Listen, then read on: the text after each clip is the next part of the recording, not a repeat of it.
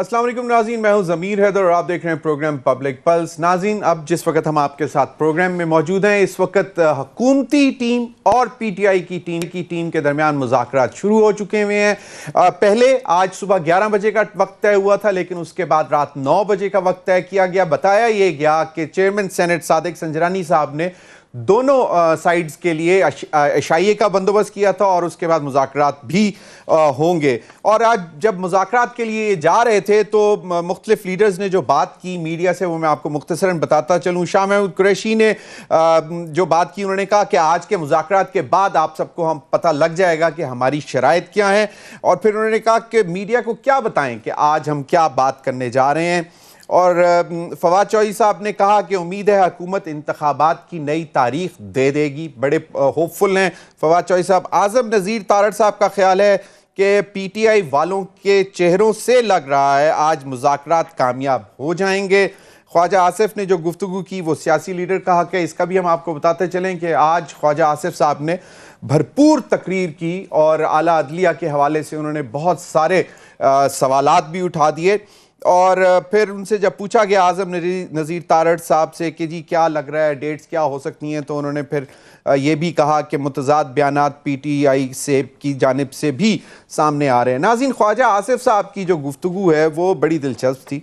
उन्होंने कहा कि जी अगर हमसे हमारी जो कार्रवाई है उसकी रिकॉर्डिंग्स मांगी जा रही हैं तो 100 बिस्मिल्लाह आप दें, एक नहीं 100 टेप्स उनको दें, सारी कार्रवाई आप उनको दें, एक तारीख नहीं जितनी तारीखों की वो कार्रवाई मांगते हैं आला अदलिया आप उनको दें, लेकिन आप उनसे भी उसकी डिटेल मांगें और उसकी ऑडियो टेप्स मांगें, उसकी पूरी कार्रवाई की तफसील मांगें, जिसमें पहले जब और ऑनरेबल चीफ जस्टिस ने कहा कि जी 2 रुकनी जो मेंबर हैं बेंच के उन्होंने रिक्रूज कर लिया, उसके बाद 3-2 का फैसला भी आ गया, तो वो उस मामले की जो डिटेल्स हैं वो भी दें। इसका मतलब है कि ख्वाजा आसिफ साहब के पास कोई इनसाइट थी जिस पे उन्होंने जोर दिया कि इस पर्टिकुलर इवेंट जो कि सुप्रीम कोर्ट में हुआ इसकी भी हमारे पास डिटेल होनी चाहिए।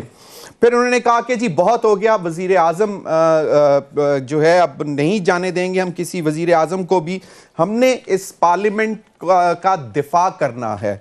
और उन्होंने वाज़े तौर पर कह दिया कि ये जो सुप्रीम कोर्ट है इसने भी ऐसे ऐसे काम किए हैं, इतनी दफ़ा आइन तोड़ा है। उन्होंने कहा कि हाँ पार्लियामेंट ने भी शायद 2-3 दफ़ा आइन तोड़ा होगा, हम उसकी माफ़ी मांगते हैं, हमसे भी गलतियां हुई हैं, लेकिन जो आला अदलिया करती रही है वो अपने 75 साल का जो रिकॉर्ड है वो हमारे सामने रखे। और फिर उन्होंने ये भी कह दिया कि एक कमेटी भी बनाई जाए पार्लियामेंट में और पार्लियामेंट की, जिसमें आके आला अदलिया जवाबदेह हो जो जो उन्होंने आइन के साथ खिलवाड़ किया है। इन्हीं तमाम मामला पर बात करेंगे। आज इजलाई साहब भी लाहौर हाई कोर्ट गए हुए थे, इमरान खान साहब भी लाहौर हाई कोर्ट गए हुए थे, बहुत से मामला हैं। अभी प्रोग्राम के आगाज़ में मैं बात करना चाहूँगा नसीम ज़हरा साहब से, सीनियर जर्नलिस्ट, कॉलमिस्ट, एनालिस्ट। बहुत बहुत शुक्रिया नसीम ज़हरा साहिबा आपके वक्त का। बहुत शुक्रिया। अस्सलाम वालेकुम ज़मीर। नसीम ज़हरा साहिबा, एक आर्टिकल है, article 68, restriction on discussion in Majlis Shura parliament, और उसमें एक लाइन में आपको पढ़ के बताता हूँ। No discussion shall take place in Majlis Shura parliament with respect to the conduct of any judge of the Supreme Court or of a High Court in the discharge of his duties। एक ये चीज़, और दूसरा क्या आपको लगता है कि जो आज ख्वाजा आसिफ साहब की जो गुफ्तगू थी पार्लियामेंट हाउस में, वो क्या तबले जंग उन्होंने बजा दिया है आला अदलिया के खिलाफ? वो तबले जंग क्या, उन्होंने तो कह दिया ना कि फिर जंग करनी है तो पूरी करें, वो तो कह रहे हैं बड़ी क्लियरली। और मेरा ख्याल है यहाँ रद्द अमल हो रहा है उधर से, जब सुप्रीम कोर्ट ने प्रोसीडिंग्स का यहाँ रिक्वेस्ट किया जो अभी आप खुद बता रहे थे, तो जवाब में उन्होंने ये कहा। फिर एक बात नहीं की उन्होंने, तो बहुत लंबी बात की, तारीफ की इसकी की। बस इतना मुझे कहने दें कि पाकिस्तान में अगर लड़ाई करनी है तो फिर तो सब एक दूसरे से लड़ सकते हैं ना। फिर फौज को भी ले आए, उनसे भी लड़ लें, इनसे भी लड़ लें, यानी कि सियासतदान भी लड़ ले, नैब भी लड़ ले, इलेक्शन कमीशन भी लड़ ले। तो मुल्क की जो एरिया आप बड़ी अच्छी तरीके से समझते हैं, इकोनॉमी, वो तो बाहर में जाए, फिर सब चीज़ को गरक होने दें। आपको मालूम है कि मुझे बताइए आपके पाकिस्तान की तारीख में कब हुआ है जमीर के बजट ही नहीं आप बना सक रहे, आप शुरू ही नहीं कर रहे exercise, because you don't know about the revenues, you don't know about the money that you have available to you. कब ऐसे हुआ है कि आप आईएमएफ की मिन्नत कर करके इंतजार कर करके कभी हुआ है? ये आप जानते हैं तारीख पाकिस्तान की, आपसे बेहतर कौन जानता है इकोनॉमी नहीं, कभी नहीं हुआ सूरत हाल। तो ये मेरी तो समझ से बाहर है। इस पे जाहिर है बात आप करें, क्योंकि ये भी एक आज अच्छा तिबले जंग जो आप कह रहे हैं, लेकिन उन्होंने तो कह दिया ना, कोई कसर तो नहीं छोड़ी। अच्छा फिर अब उधर जाएं तो जजेस, ऑनरेबल जजेस की तरफ, वहां तो अंदर है ही डिवाइड, और उधर की ऑडियोज कौन लीक कर रहा है? परवेज इलाही साहब के घर पे कभी यहाँ धावा कभी वहां धावा। ये तो जब ही तमाशा है। काश इस तरह के कुछ अटैक से एक दो से मुल्क के हालात बेहतर हो जाते। जो देख रहे हैं हम लोग, हम तो कह रहे हैं कि ये किस तरफ को ये सिचुएशन ले जा रहे हैं। अभी इसी से उम्मीद बांधे बैठे हैं सब टीवी के सामने, जो जिनका काम है ये कि देखें कि भाई अब ये जो निगोशिएशंस होती हैं उसमें से क्या निकलता है, क्या कोई मुजज़ा हो जाएगा, कोई चीज कुछ तय हो जाएगा। नहीं तो ये तो देखिए बात कर सकते हैं हम कि भाई सुप्रीम कोर्ट में उन्होंने ये कहा तो उन्होंने ये कहा, लेकिन look at the entire picture of the country where we are standing right now. But Naseem Zahra sahab, are you hopeful कि ये जो मुज़ाकरात हैं, क्योंकि फवाद चौधरी साहब कह रहे थे आज इस मुज़ाकरात में जाने से पहले कि उम्मीद है कि कोई नई तारीख हुकूमत दे देगी असम्बलियाँ तहलील करने की, और वाज़े तौर पर स्टेटमेंट्स भी आ रही हैं पीडीएम की तरफ से कि कम वक्त में नथिंग डूइंग, कोई चक्कर ही नहीं है, ये मुद्दत पूरी की जाएगी। आप ठीक कह रहे हैं। नहीं, मैंने तो यही कहा कि अब एक उम्मीद बांधे लोग बैठे हैं, क्योंकि इसमें जाहिर है कि हुकूमत ने कहा किसी सूरत में हम वो करेंगे 18 के अक्टूबर से पहले हम नहीं करेंगे, और इमरान खान साहब ने कहा है कि आप डेट अनाउंस करें तो फिर ये करें। बजट जो पहली नेगोशिएशंस हुई थी, 2 नेगोशिएशंस जिसका हमें जो पता है और हमारी बात हुई थी दोनों तरफ से, भाई वहाँ तो 2 चीजों पर अग्रीमेंट हो गई थी कि एक तो एक दिन इलेक्शंस होंगे और दूसरा ये केयरटेकर गवर्नमेंट होगी अक्रॉस द कंट्री हर सूबे वगैरह में, यानी कि एक ही दिन इलेक्शंस होंगे। उसके बाद ये था कि भाई बजट पे आप करें, तो इनको हुकूमत ने कहा कि जी नहीं हम बजट पेश किए बगैर नहीं कर सकते तहलील। तो उन्होंने कहा जी नहीं क्यों बजट क्या, तो उन्होंने कहा आपने किया। मतलब इट वाज कॉन्वर्सेशन जो कि बड़े अच्छे माहौल में हुई, और आपको मालूम है कि ये क्या कहते रहे कि जी हमने बहुत कवर किया है। फवाद चौधरी ने भी कहा, उन्होंने भी कहा, ये अली जफर ने भी। लेकिन उसके बाद तो ये मेरी मसलन ये जो परवेज इलाही साहब के यहाँ धावा बोला जा रहा है, ये मैंने तो नहीं देखा पाकिस्तान में करप्शन को इस तरह टैकल करते हुए किसी को। किधर गए हैं कोई किसके पास ये करने के लिए? I haven't seen this before. तो ये परवेज इलाही साहब को पर कर रहे हैं, धावा बोल रहे हैं, या कोई नेगोशिएशंस पर धावा बोल रहे हैं? ये बड़ी अजब बात है। और कोई बिल्कुल एक जो आवाजें सुनने को मिली इस परवेज इलाही साहब के वाक्य के बाद, आज परवेज इलाही साहब ने क्लियर कट कह दिया कि भाई कोई और इन्वॉल्व नहीं है सिवाय मोहसिन नकवी के। और उन्होंने कहा जो हर खराब काम करते हैं वो मोहसिन नकवी साहब करते हैं। मोहसिन नकवी साहब ने अपना ला ताल्लुकी का इजाफ कर दिया, इजहार कर दिया। फेडरल गवर्नमेंट कहती है हमें तो बिल्कुल सिरे से पता ही नहीं था। परवेज इलाही साहब के तो बड़े अच्छे ताल्लुकात थे इस्टेब्लिशमेंट के साथ, और वो ब्रिज भी बनने की कोशिश कर रहे थे एक टाइम पे, अगर आपको याद हो कि इमरान खान साहब और इस्टेब्लिशमेंट के दरमियान के जो तलखी हैं उनको कम किया जाए। हाँ ठीक है, आज आपने देखा है ना, एक तो मैं ये बड़ी जिस तरह हमने मजम्मत की जब इन पर हुआ है घर में धावा बोला, और गुजरात में तो हम लोगों ने बहुत से हमने ट्वीट किया, पब्लिकली हमने चैनल पे कहा, अपने प्रोग्राम्स में कहा। लेकिन मैं आज बड़ी सख्त मजम्मत करना चाहती हूँ कि इन्होंने परवेज इलाही साहब ने इस्तेमाल किया मजहब का कार्ड। उन्होंने कहा जी वो अहमदी है, ये अहमदी है, मोहसिन नकवी के मजहब नहीं जानता। ये तो बड़े जैसे मैंने आपसे कहा कि बहुत सख्त मजम्मत हमने की है जो उनके हवाले से जिस तरीक़ेकार से धावा बोला गया। लेकिन ये जो कर रहे हैं वो भी गलत है। और आप इस्टेब्लिशमेंट की बात करें, आपने सुना नहीं कि उन्होंने क्या कहा कि किसी ने पूछा जी इस्टेब्लिशमेंट का ताल्लुक है, उन्होंने कहा नहीं उसका कोई ताल्लुक नहीं है, इसे ये तो खुद ही किया मोहसिन नकवी ने। जो कहते हैं वो वहाँ बैठे हैं, वो मदीना में है, और ये जो यहाँ तमाम मामलात हुए। और आप जानते हैं कि अगर केयरटेकर गवर्नमेंट है तो फिर किस किस का इसमें रोल होगा। तो परवेज इलाही साहब भी आज की स्टेटमेंट में उन्होंने थोड़ी सी पॉलिटिक्स, थोड़ा सा स्टेप बैक करने की कोशिश की है। देखें, लेकिन इसमें कोई जीत है ही नहीं किसी की। मेरी तो समझ से बाहर है कि किसकी जीत हो सकती है। चले आप जबरदस्त तकरीर वहाँ कर दें, पार्लियामान में आप अदली अपनी जगह कर दे। चीफ जस्टिस साहब, ऑनरेबल चीफ जस्टिस साहब ने तो मानी नहीं बात कि जी आप लार्जर बेंच करें उधर से, यानी ये आज क्लियर कट उन्होंने कह दिया, बार की तरफ से जो वकील थे पाशा साहब, उनको क्लियर कट कह दिया कि जी आप डिमांड कर रहे हैं लार्जर बेंच इसको मजीद बड़ा करने की, मैं तो इसमें से भी कम कर सकता हूं।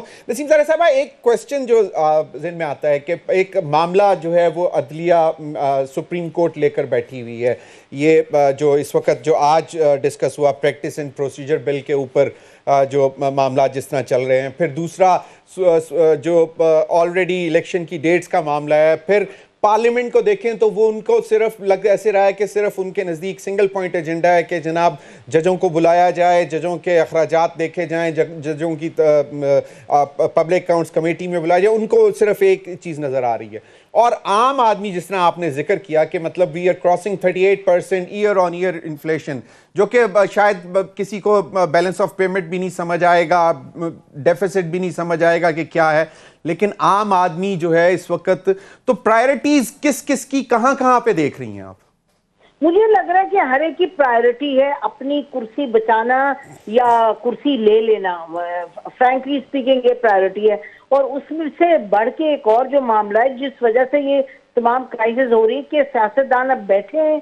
इसीलिए मैं आपसे कह रही हूँ, अगर कोई थोड़ा होप हो सकता है, और जो होप क्या, अगर कोई सोल्यूशन हो सकता है तो ये हो सकता है कि सियासतदान आपस में माने कि जी वो क्या करना है, चाह रहे हैं कि भाई अग्री करें डेट को। अदरवाइज ये तो देखे ना, ये तो आंख बंद करें तो फिर भी आपको ये समझ आएगी कि ये तो लड़ाई झगड़े हो रहे हैं।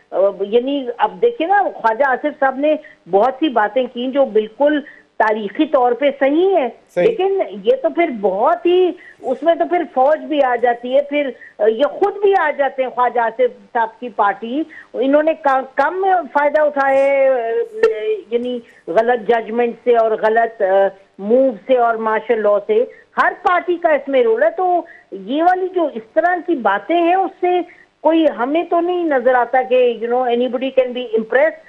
लीस्ट ऑफ ऑल जो इस वक्त की क्राइसिस है उससे तो आप नहीं निकल सकते इस तरह की बातों से।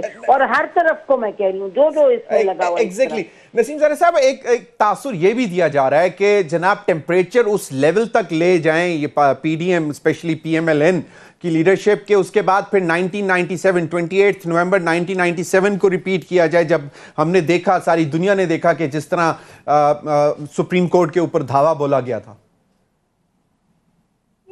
मतलब देखे ना, अभी ये 1997 तो नहीं है। एक तरफ अभी तो यहाँ दो इतराफ है ना, धड़े भी दो हैं, पार्टीज भी दो हैं, सपोर्टर्स और ओपोनेंट्स भी दो हैं। तो फिर तो ये तो नहीं होगा कि धावा बोला जाए, बोल दें धावा, वो जलती पे तेल फेंके। इस वक्त अगर यही सोच बचा रहे लीडर्स की तो फिर अल्लाह मालिक है इनका भी और मुल्क का भी। मतलब फिजिकली धावा नहीं बोला जा रहा, वर्बल जो है ऑनस्लॉट वो जारी है। फाइनल थिंग कि आपने कहा कि इस वक्त हम भी उम्मीद यही लगा के बैठे हैं कि सेनेटी प्रिवेल्स, और ये जो दोनों साइडें इस वक्त बैठी हैं मुज़ाकरात कर रही हैं, इसका कोई नतीजा अच्छा निकले। लेकिन जो पीडीएम और उनके अलाइड हैं, उनका एक आध पार्टी, पाकिस्तान पीपल्स पार्टी की जो हमारी लीडरशिप से बात होती है, वो कहते हैं yes we are all willing के जी 8 अक्टूबर को इलेक्शन हो जाए। लेकिन पीडीएम और दीगर जमातों का ख्याल है कि शायद हालात उस वक्त तक इतने अच्छे नहीं होंगे कि वो लोग इंतखाबात के लिए आवाम के सामने जा सकें। जी वो तो देखिए ना, वो तो कब जा सकते, यानी ये तो बचगाना और बड़ी खतरनाक सोच है कि भाई गारंटी मुझे दे दें कि मैं जीतूंगा या जीतूंगी तो फिर इलेक्शंस होंगे। मुल्क ऐसे तो नहीं चल सकता ना। ये एक चीज जरूर है कि इकोनॉमिक इमरजेंसी का निफाज कर दें तो 1 साल और ले लें, लेकिन सबके सामने मुझे बताएं कि ये पिछले 6 महीनों में हालात कोई बेहतर हो रहे हैं या बदतर हो रहे हैं। यानी कि अब बार बार वही चीज रिपीट करें, नहीं तो आपके नाजरीन जानते हैं, आप खुद जानते हैं कि किसी तरफ से पाकिस्तान को सिरा नहीं मिल रहा। मुझे बताएं, जिनीवा कॉन्फ्रेंस में जो 10 बिलियन था वो कितना आपको मिला? मैंने तो सुना है कि आपके बहुत बड़े एक कोई एम्बेसी में बैठे साहब ने कहा जी ये तो दैट वाज अ फार्स। क्या मिला है हमें, मतलब मुझे बताएं कि उधर से भी नहीं कुछ मिला। और ये नहीं मैं कह रही कि पाकिस्तान कोई भीख मांगने पे लगा है, but I am just trying to say कि सिचुएशन कितनी सीरियस है, कितनी गंभीर है, और उसमें इनका जो तमाशा, हर तरफ से जो तमाशा लगा है उस पर तो क्या इंसान कहे, अल्लाह से दुआ ही मांगता है। अल्लाह से। अच्छा, फाइनल एक बहुत मुख्तसर सा सवाल। ये 4 फाइनल्स हो गए। नहीं, ये this is the final please. ये सारी सूरत हाल आपने जो बताई, इसमें आपको क्या लगता है कि अगर ये कोई भी सैनिटी प्रिवेल नहीं करती या कोई भी गिवन करने के लिए तैयार नहीं होता, तो गेम क्या सबके हाथ से निकलती नजर आती है, other than financial emergency which is an optional, मतलब ऑप्शन है वो हाथ से निकलती? ये तो नहीं, मतलब आप कह रहे मार्शल लॉ लगेगा, मेरा नहीं, martial law is out of the question. और उसकी मेरा ख्याल है कि जो लगाते हैं मार्शल लॉ उनको लगता भी नहीं कि जरूरत है, क्योंकि ठीक है ना, यानी कि, और ये हम कितने सालों से देख रहे हैं फ्रंट पे कोई और, जब गवर्नमेंट इतनी डिपेंडेंट हो जाए इन एनी केस, तो और अगर गवर्नमेंट्स नहीं संभाल पा रही सिचुएशन, आपका ख्याल है कि जो मार्शल लॉ लगाने वाले हैं वो, उनको कोई शौक होगा क्या के बैठे? This is throne of thorns, कौन बैठेगा इस पे आके? तो मुझे नहीं मालूम, ये तो फिर we will just go from disaster to disaster, अगर इनको अकल और समझ ना आए और बैठ के ये कुछ तय करें आजकल में। बहुत बहुत शुक्रिया, बहुत बहुत शुक्रिया नसीम ज़हरा साहिबा आपके वक्त का। नाज़रीन, वक्त हुआ एक ब्रेक का। ब्रेक के बाद आएंगे तो हमारे आरिफ चौधरी साहब लीगल एक्सपर्ट होंगे, अखुंज़ादा चट्टान पाकिस्तान पीपल्स पार्टी के सीनियर लीडर, और आलिया हमजा साहिबा पाकिस्तान तहरीक इंसाफ के leader. Stay with us. Welcome back नाज़रीन। इस सेगमेंट में हमें ज्वाइन किया है आरिफ चौधरी साहब, सीनियर लॉयर हैं, माहिर कानून हैं, अखुंज़ादा चट्टान सीनियर रहनुमा पाकिस्तान पीपल्स पार्टी, और आलिया हमजा साहिबा सीनियर रहनुमा पाकिस्तान तहरीक इंसाफ। आज ख्वाजा आसिफ साहब ने जो गुफ्तगू की उसमें जो एक और भी बड़ी इंपॉर्टेंट बात थी, उन्होंने कहा कि हमने भी आमरों की हमायत की लेकिन हमने कीमत अदा की, और उन्होंने फिर कहा कि इन्होंने कोई कीमत अदा नहीं की, यानी कि अदलिया की तरफ उन्होंने इशारा किया। उन्होंने कहा इन्होंने कोई कीमत अदा नहीं की। आरिफ चौधरी साहब की तरफ आने से पहले मैं चाहूँगा कि ख्वाजा साहब ने जो आज बात की कि सुप्रीम कोर्ट ने जो जो प्रोसीडिंग्स की डिटेल्स या वीडियो ऑडियोज़ मांगी हैं वो दे दें, लेकिन और आगे क्या कहा ये भी ज़रा सुन लें। कल ये सामने वाला जो हमारे हमसाये में जो अदारा है उसने हमसे एक तारीख की प्रोसीडिंग मांगी है, एक नहीं 100 दफा प्रोसीडिंग्स दें। सुप्रीम कोर्ट का एहतराम है, लेकिन जनाबे आला इसी सुप्रीम कोर्ट ने ये कहा कि 2 जज जो हैं वो दस्तबरदार हो गए हैं, बेंच से रिक्यूज कर लिया उन्होंने, और दोबारा 3-2 का जब बेंच बनाया गया उन्हीं 2 जजों को जो है उधर बैठा दिया और उनसे 3-2 का फैसला करवाया गया। क्या हमें ये कार्रवाई मिल सकती है? मेरी आपसे इस्तदा है जनाब स्पीकर के आप कस्टोडियन होते हुए इस हाउस के, आप सुप्रीम कोर्ट को लिखें कि हमें भी वो कार्रवाई भेजें, ये हमारा हक है। जी, स्पेसिफिक कार्रवाई की भी डिमांड कर दी, एक नहीं 100 प्रोसीडिंग्स की आप उनको डिटेल्स भेजें। फिर उन्होंने कहा कि जो सुप्रीम कोर्ट करता रहा है, आला अदलिया करती रही है, वो भी जवाबदेह है। हमने जो किया, हमसे भी गलतियां हुई, हम उसकी माफी मांगते हैं, लेकिन इन्होंने कभी कीमत अदा नहीं की। क्या कहा ये भी जरा सुन लें। पाकिस्तान पे जितने हमले इन लोगों ने किए हैं उतने हमले जो है इस पार्लियामेंट ने नहीं किए। हमें अवाम याद कराते हैं, अपने वोटर याद करा देते हैं कि तो आपकी ये औकात है। इनको भी तो बताएं कि इनकी क्या औकात है। हम कसूरवार हैं, सबसे माफी मांगते हैं। 1947 से लेके अब तक इन्होंने क्या क्या गुल खिलाए हैं, इनको भी माफी मांगने दें, इनको भी माफी मांगने दें। और फिर एक कमेटी की भी दरखास्त कर दी ख्वाजा आसिफ साहब ने कि जिसमें इनको बुलाकर पूछा जाए कि जी वो जस्टिस मुनीर, जुल्फ़िकार अली भुट्टो और दीगर जितने भी मामलात हुए हैं उस पर भी एक्सप्लेनेशन करें। आरिफ चौधरी साहब, आपने गुफ्तगू सुनी, इसके अलावा भी आपने जो उन्होंने बातें की होंगी वो सुनी होंगी। स्पेसिफिकली 3-2 के बेंच 2 का रिक्रूज करना, फिर 3-2 के ऊपर जो है वो फैसला आना, उसकी स्पेसिफिकली ख्वाजा आसिफ साहब क्यों डिटेल्स मांग रहे हैं, उसकी ऑडियो या वीडियो या जो भी मांग रहे हैं, उसमें क्या कोई ऐसी इंफॉर्मेशन है ख्वाजा आसिफ साहब के पास which can be very useful for the parliament या गवर्नमेंट? बहुत शुक्रिया ज़मीर अदर साहब। जहां तक इस चीज का ताल्लुक है कि ये जो कार्रवाई है वो तो पब्लिक कार्रवाई है, वो जो सुप्रीम कोर्ट का बेंच बनाना, फिर लोगों का रिक्यूज करना, फिर 5 रुकनी बेंच का बैठना, तो उसमें तो कोई हर्ज नहीं है, वो अवेलेबल है। बात कार्रवाई के देने ना देने की नहीं है, बात बड़ी समझने की है। और अगर ये मामला महज सुप्रीम कोर्ट के इस फैसले का होता, तो ये फैसला तो कोई ऐसा नहीं है जो किसी पे गिर रहा हो या कुछ तकलीफ हो रही हो। ये तो बड़ा आराम की बात है, बड़े आसानी की बात है कि भाई इलेक्शन आपने करवाने हैं। चलो अगर आप बहुत ज्यादा आगे गुजर गए हैं 90 डेज से, तो आप कहें कि जनाब हम तैयार हैं, दोनों पार्टियां मिलके 2-2 महीने कोई नीचे कर ले, कोई ऊपर कर ले, और ये कि इकट्ठे इलेक्शन करवा के जाए। और उस वक्त जब असम्बलियां तोड़ी गई थी, तो उसका मकसद भी ये था कि इलेक्शन पूरे के पूरे हो जाए। असल बात और है, बात ये है कि एक दफा असूल बनवाना चाहते हैं कि इलेक्शन जो है वो विद इन स्पेसिफाइड टाइम जो दिया गया है उसके अंदर नहीं हो सकते, तो कोई बात नहीं है। एक दफा इससे गुजर गए तो उसके बाद ये जस्टिफिकेशन हमेशा हमेशा के लिए इनका रास्ता खोल देगी। और इस वक्त मामला अदालत और पार्लियामेंट के दरमियान नहीं, बल्कि इक्तदार के ऊपर गसब करने वाले और इंसाफ दिलाने वाले लोगों के दरमियान है कि पानी जो पहना दे, गुफ्तगू तो मर्जी कर दे। देख, ये जो गुफ्तगू है इसको अगर आप देखें तो क्या ये पाकिस्तान के इस मौजूदा सूरत-ए-हाल में किसी तौर पर भी हमें कहीं दुनिया में कहीं मुंह दिखाने वाला छोड़ रही है? चल चौधरी साहब, बिल्कुल, लेकिन अब ऐसे ही लग रहा था कि जैसे बाकायदा तौर पर पार्लियामेंट की तरफ से तबले जंग जो है बजा दिया गया है अदलिया के खिलाफ, और आर्टिकल 68 की भी खिलाफ वर्जी है, लेकिन अब मुझे नहीं मालूम वो कहां तक जाएगा। आज जो प्रोसीडिंग थी प्रैक्टिस एंड प्रोसीजर बिल के हवाले से, उसमें इस पर तो इतनी बात नहीं हुई। चौधरी साहब, ज्यादा जोर जो था लार्जर बेंच के, जी बेंच बड़ा बनाए, जिस पर जो है वो बार के भी वकील जोर देते रहे। तो उन्होंने कहा शायद आपको ये मालूम नहीं है कि बनाने के बजाय, मजीद बढ़ाने के बजाय मैं एक कम भी कर सकता हूं।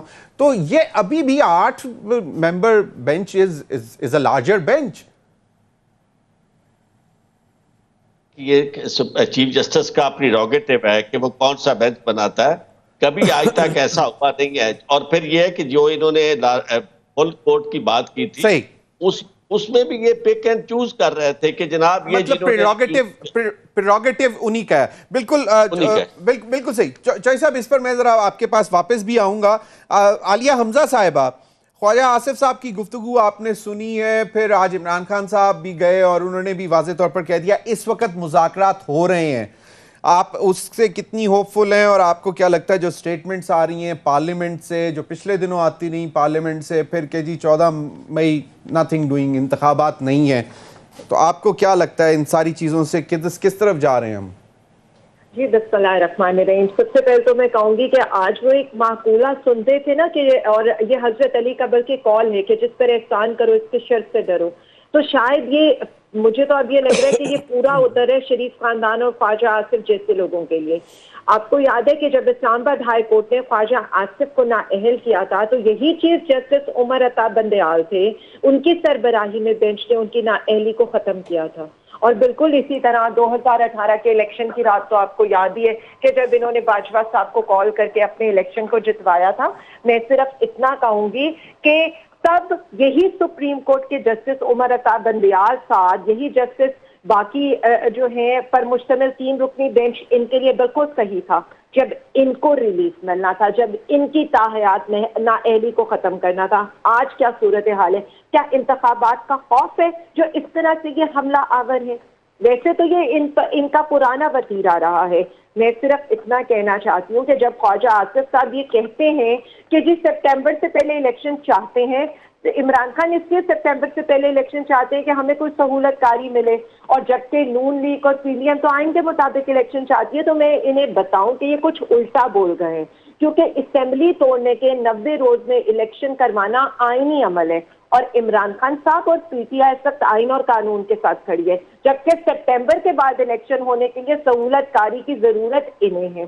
दूसरी चीज, यही नून लीग, आपको पता है कि चंद साल पहले इसने क्या, चंद बाद यही कहेगी जी आयन टूटने और इलेक्शन 90 दिन पे ना होने का चूरन बेचेंगे, तो इन्हें बताया जाए कि आयन ये माजी में कैसे तोड़ते हैं। ये सारे माजी के वाकयात में खुद मुलविस रहे हैं और आगे भी ये खुद ही सब कुछ करेंगे।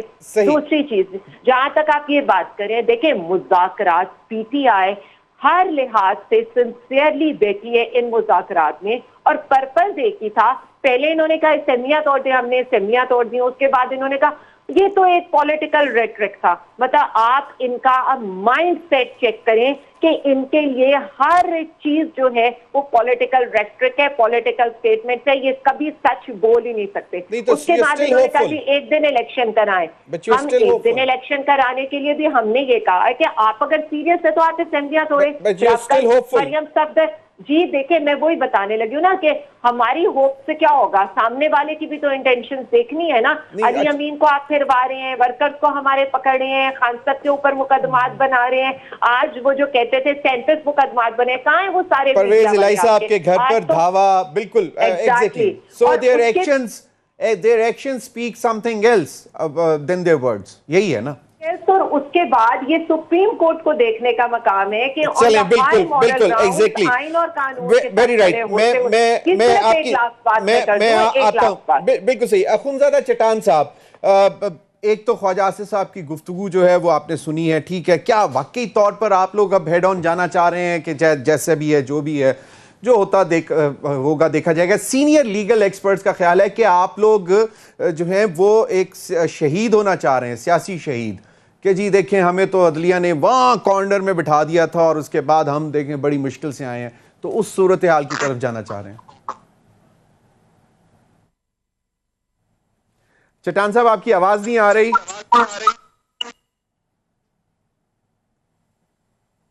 चट्टान साहब की आवाज नहीं आ रही।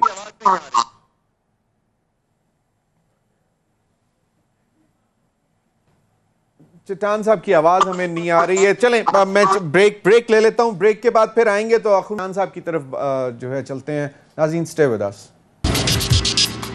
Welcome back. जी अखुनज़ादा चट्टान साहब, आपसे जो मैंने सवाल किया था उसका जरा जवाब दे दें। और दूसरा, एक और भी बात की ख्वाजा आसिफ ने कि उन्होंने कहा कि हम तो मुज़ाकरात कर रहे हैं, आपके तो अपने 15 लोगों में जो है इत्तफाक नहीं है, तो इख्तलाफी नोट या इख्तलाफात होना जजेस के दरमियान ये तो नॉर्मल चीज़ है। लेकिन जो बात ख्वाजा साहब ने बात की, वो पाकिस्तान पीपल्स पार्टी 100% ओन करेगी, क्योंकि आप लोग वो कैबिनेट मेंबर हैं और आप भी कैबिनेट का हिस्सा हैं, पीपल्स पार्टी भी।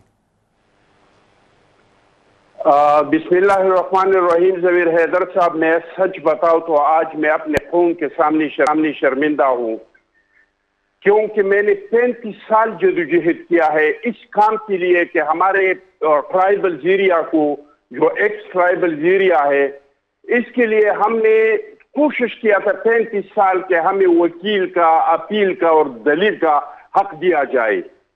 लेकिन आज जो मैं सुप्रीम कोर्ट के जो हालात देख रहा हूं, मैं आपको दिल से कह रहा हूं कि मैं अपने कौम से शर्मिंदा हूं, क्योंकि हमारे जरगे में इस तरह नहीं होता है कि अगर मेरे इख्तियारात का केस है तो मैं जरगा मेंबर बनूं।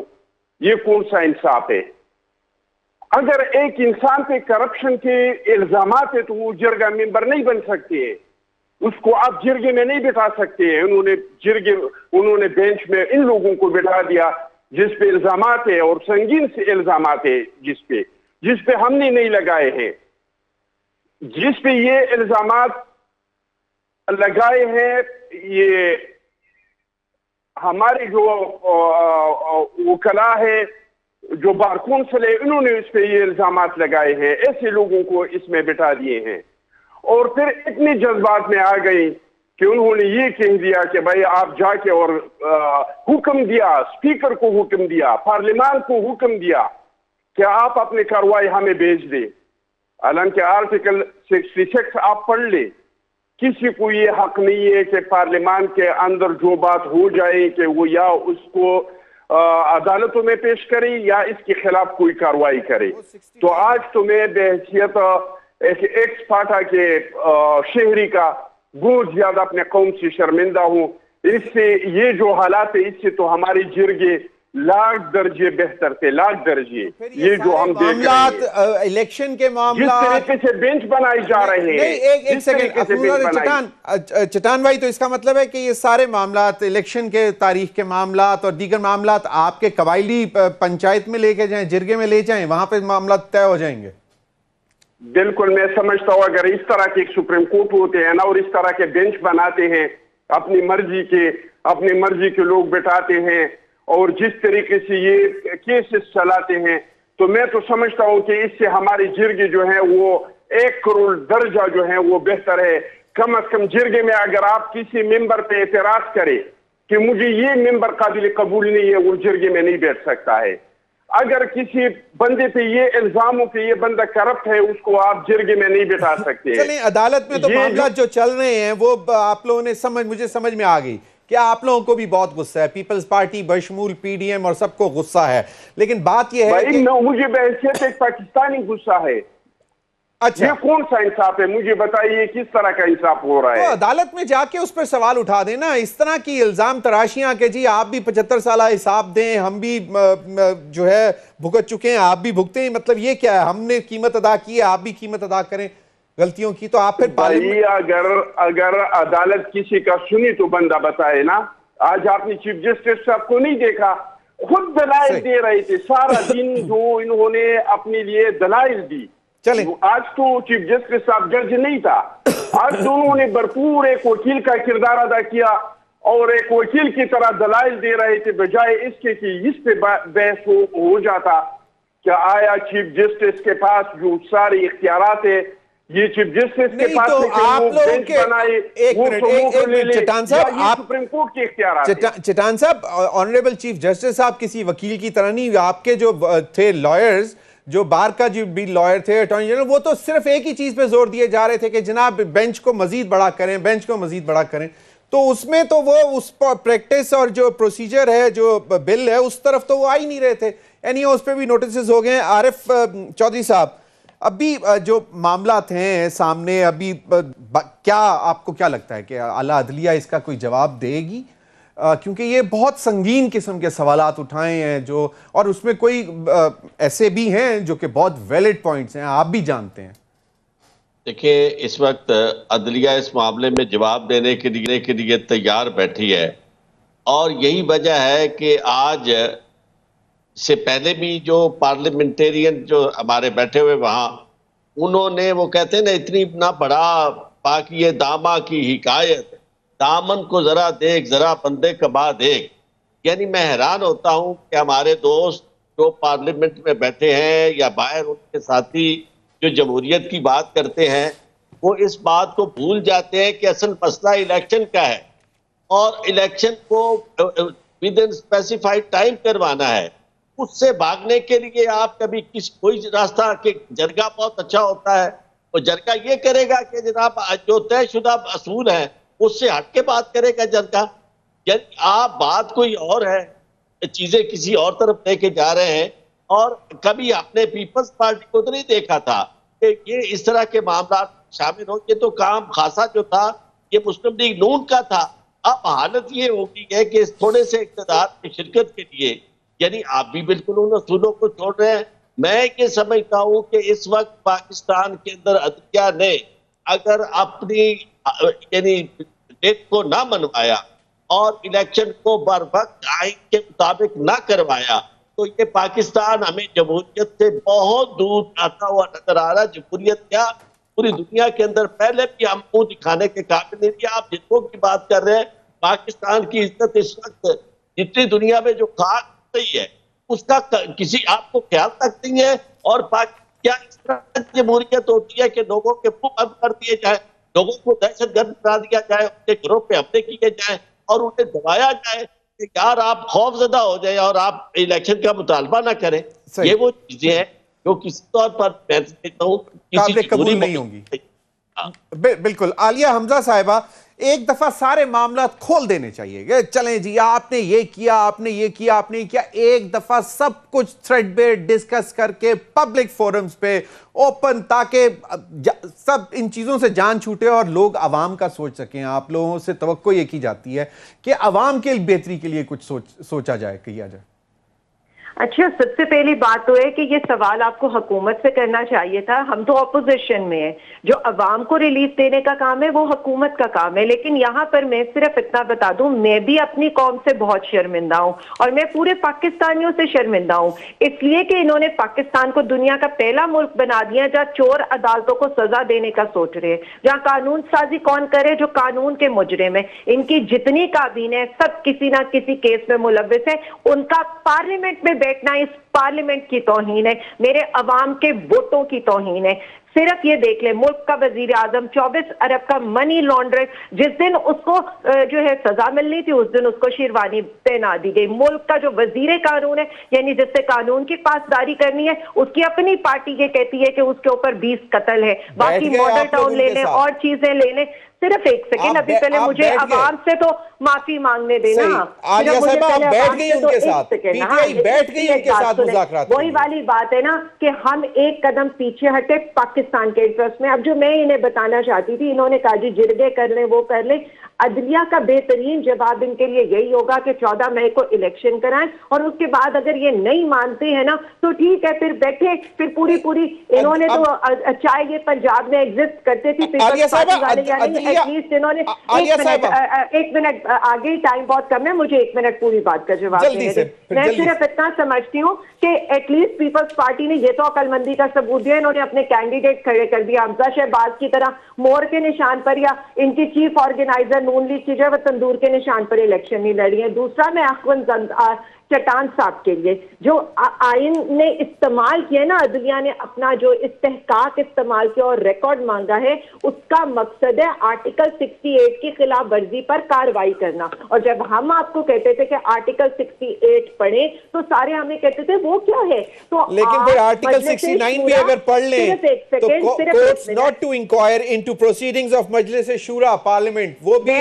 मैं आने लगी हूं ना सर, मुझे पहले 68 तो पढ़ाने देना। 69 पर तो ये तब आएंगे कि जब पहले कासिम सूरी की रूलिंग यहाँ से रिवर्स होगी और ये पार्लियामेंट दोबारा। चट्टान भाई, आई एम रियली सॉरी, मेरे प्रोग्राम का वक्त खत्म हो गया। नहीं आलिया फिक्र, इस शर्म करो कि डिसमुख में ऐसी लीडर पैदा हुई हैं जो अपनी ख्वातीन को गंदे गंदे मैसेज करते हैं। अल्लाह रहम करे, अल्लाह रहम करे। नहीं चाहूंगा मैं उस तरफ नहीं जाना चाहिए, उस तरफ नहीं जाना चाहिए। बहुत बहुत शुक्रिया आलिया हमजा साहिबा, आरिफ चौधरी साहब, अखुंजदा चट्टान साहब। नाज़रीन, अब तक के लिए इतना ही। इत्तलात यही है कि मुज़ाकरात चल रहे हैं सेनेट चैम्बर में और देखते हैं उसका क्या नतीजा है। दुआ यही है कि सेनेट ही प्रिवेल करे और किसी ना किसी तरह मामला बेहतरी की तरफ चल पड़े। अब तक के लिए इतना ही, इजाजत दीजिए, अल्लाह हाफिज।